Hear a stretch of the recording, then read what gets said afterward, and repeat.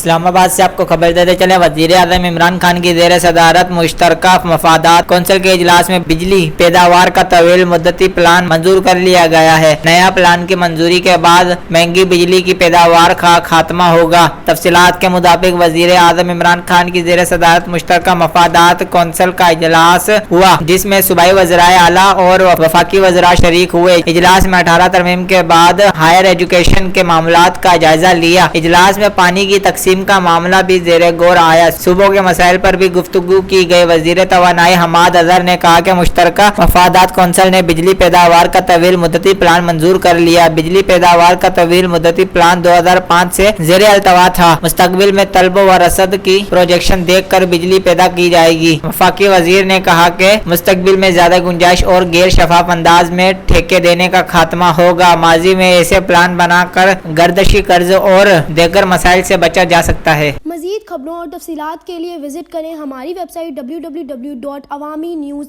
hd.com۔